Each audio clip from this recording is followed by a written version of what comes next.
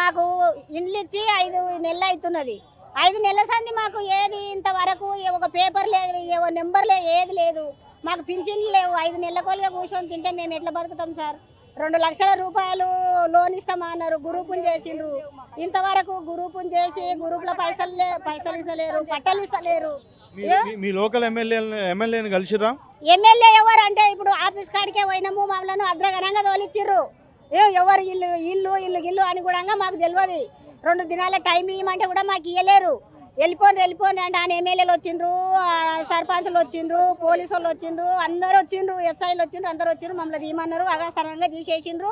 కొనాసపురంలు ఇచ్చిండ్రు, డబుల్ బెడ్రూమ్లు ఇచ్చిండ్రు, కానీ మాకు పట్టకాయిదం లేదు. ఇప్పుడు పిల్లలు చదువుకున్న వాళ్ళు ఏమంటారు?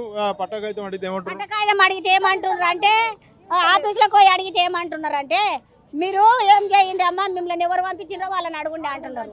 ఎవరిని అడగాలి మేము పోయి? చింతలగుట్ట కోనరా అని ఒకరు అంటారు, ఒకరేమో నాంపల్లి కోనరా అంటున్నారు. ఇప్పుడు ఈ ఆఫీసులకు తిరగబట్టి నిన్న మొన్న పిల్లలు తిరిగిండ్రు. ఇవాళ మేము వచ్చినాం, లేడీస్ వచ్చి అడుగుతున్నాము. మరి పట్టలు ఎప్పుడు ఇస్తారు, ఏం సంగతి? ఎవరన్నా వచ్చినా కానీ ఇప్పుడు గ్యాస్ అయిపోయింది. 5 నెలల సంది ఒక గ్యాస్ వస్తుందా సార్? మేము ముందు మార్చుకున్న కాడికి పోయి గ్యాస్ వేసుకొచ్చుకుంటున్నాం. ఆ గ్యాస్ వేసుకొచ్చుకొని వంట చేసుకోగలుగుతుండం.